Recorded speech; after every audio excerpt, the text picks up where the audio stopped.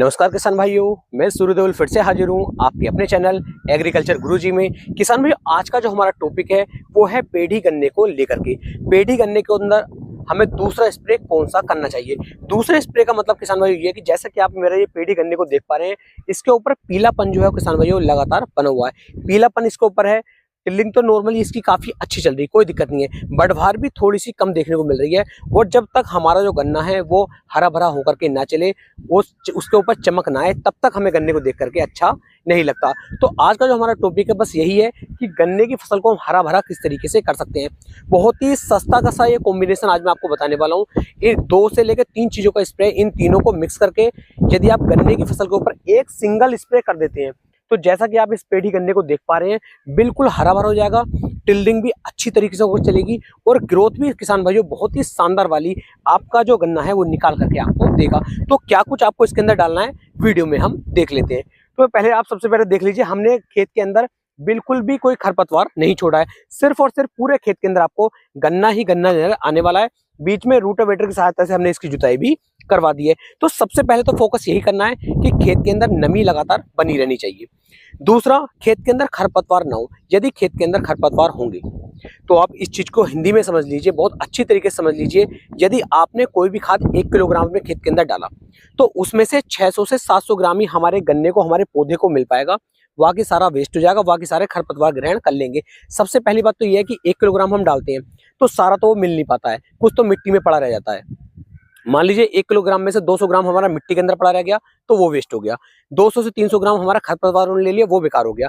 तो मुश्किल से 1 किलोग्राम यदि हम दे रहे हैं तो 400 से 500 ग्राम ही हमारे गन्ने को, हमारी फसल को मिल पाता है। तो हमें इस चीज को बड़ी बारीकी के साथ अच्छी तरीके से समझना है कि खेत के अंदर जब हम खाद डाल रहे हैं, स्प्रे कर रहे हैं, तो खेत के अंदर खरपतवार ना हो। दूसरा, जब आप खाद डालें तो खाद जो है बिल्कुल गोल गोल आपको डालना चाहिए। इस तरीके से जो किसान भाई बिखराव करवाते हैं उससे भी अच्छे रिजल्ट नहीं मिल पाते हैं। तो ये छोटी छोटी सी बातें, इन बातों पर भी आपको फोकस करना है और खेत के अंदर लगातार नमी तो बना करके रखनी है। जब तक खेत के अंदर नमी बनी रहेगी, कोई भी फंगीसाइड आप डाल रहे हैं, फंगीसाइड का रिजल्ट आपको मिलता रहेगा। किसी कीटनाशक को आप खाद में मिला करके डाल रहे हैं, उस कीटनाशक का भी उपयोग अगर हमने किया है तो उसका भी रिजल्ट हमें देखने को मिलता रहेगा।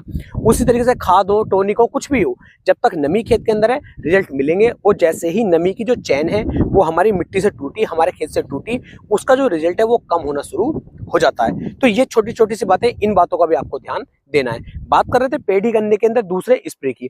तो यहाँ पर जो हम दूसरा स्प्रे कर रहे हैं, सबसे पहले हमें लेना है इसके अंदर चिलेटेड जिंक।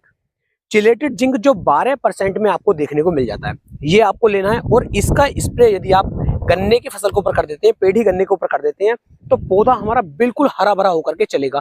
क्योंकि कहीं ना कहीं हमारे खेत के अंदर, हमारी मिट्टी के अंदर जिंक की जो डिफिशियंसी है, जिंक की जो कमी है, वो लगातार बनी हुई है। किसान भाई जिंक को बहुत ही कम उपयोग में लाते हैं। तो चिलेटेड जिंक को आपको पेढ़ी गन्ने के अंदर एक बार स्प्रे इसका जरूर करना है। इससे फायदे क्या क्या मिलेंगे? पौधा बिल्कुल हरा भरा हो जाएगा, अच्छी तरीके से बढ़वार करेगा, अच्छी तरीके से ग्रोथ करेगा। जो खाद बेफालतू के हमारी मिट्टी के अंदर पड़े हुए हैं, उन्हें भी लगभग 10 से लेकर 15% तक ये काम में लगा देता है। उन्हें भी हमारे फसल को, हमारे गन्ने को मिलना वो भी शुरू हो जाते हैं। तो जिंक के ये कार्य रहते हैं। अब इसकी कितनी मात्रा लेनी है? तो 120-130 ग्राम प्रति एकड़ के हिसाब से आप इसे ले सकते हैं। यदि 100 ग्राम भी लेंगे तो 100 ग्राम भी काम करता है, लेकिन यदि आप 10-20 ग्राम थोड़ा ज्यादा डाल दें तो और भी बेहतर रिजल्ट देखने को मिल जाएंगे। तो चिलेटेड जिंक आपको लगभग 120 ग्राम प्रति एकड़ के हिसाब से लेना है और अपने पेढ़ी गन्ने पे इसका स्प्रे करवाना है। अब यहाँ पर किसान भाई कहेंगे क्या हम इसके अंदर ये मिला दें, क्या हम इसके अंदर ये मिला दें? तो मैं आपको बता दूं, इसके अंदर आपको 1 किलोग्राम यूरिया भी मिलाना है। एनपीके वाला कोई भी सोल्यूबल इसके अंदर नहीं मिलाना है। इस चीज को मैं पहले बता दूं, कभी आप चिलेटेड जिंक के अंदर एनपीके मिलाना शुरू कर दें, मिला सकते हैं, ऐसा नहीं कि नहीं मिला सकते, क्योंकि ये चिलेटेड फॉर्म में है। तो एनपीके मिलाओगे तो रिएक्शन नहीं करेगा, लेकिन फिर भी आपको इसके अंदर ये नहीं मिलाना है। तो चिलेटेड जिंक जो 12% में 120 ग्राम प्रति एकड़ के हिसाब से लेना है। जो यूरिया है, यूरिया की मात्रा 1 किलोग्राम प्रति एकड़ के हिसाब से लेना है। तीसरा, यदि खेत के अंदर आपको कीटों का अटैक लग रहा है, कि हमारी फसल के अंदर कीट लग रहे हैं, रोग लग रहे हैं, तो आप इसके अंदर थायोमेथोक्सम का उपयोग कर सकते हैं। अब थायोमेथोक्सम कौन सा लेना है? जो 30% एफएस फॉर्म में आपको देखने को मिल जाता है, इसकी मात्रा 300 से 400 ml के आसपास लेकर के इसे इसी के अंदर मिक्स कर लीजिए और इसका स्प्रे यदि आप करेंगे तो बेस्ट रिजल्ट आपकी फसल के अंदर देखने को मिल जाएंगे। पेडी गन्ना बहुत ही दमदार तरीके से, बड़े अच्छी तरीके से रिजल्ट निकाल करके आपको देगा, बिल्कुल हरा भरा हो जाएगा, चमक भी आपकी फसल के ऊपर आ जाएगी। तो इस तरीके से तीनों को मिक्स कीजिए, एक स्प्रे कर दीजिए और खेत के अंदर अगले दिन पानी लगा दीजिए। इस स्प्रे को करने के 12 घंटे के अंदर अंदर आपको पानी जरूर लगाना है। यदि पानी नहीं लगाएंगे और खेत के अंदर नमी नहीं है तो कुछ भी रिजल्ट नहीं मिलेगा, आपको जो पैसा है वो बिल्कुल बेकार हो जाएगा। तो इस तरीके से आप अपने पेडी गन्ने के ऊपर चमक भी ला सकते हैं, हरा भरा बना सकते हैं, टिल्लिंग बढ़ा सकते हैं और ग्रोथ भी बढ़ा सकते हैं। उम्मीद है मेरी ये जानकारी आपको बहुत पसंद आई होगी। यदि पसंद आई हो वीडियो को ज्यादा से ज्यादा शेयर करें, भाई के चैनल को सब्सक्राइब कर लें। तो फिर मिलेंगे एक नई वीडियो में, तब तक के लिए मेरे सभी प्यारे किसान भाइयों को जय हिंद, जय भारत, जय किसान, वंदे मातरम।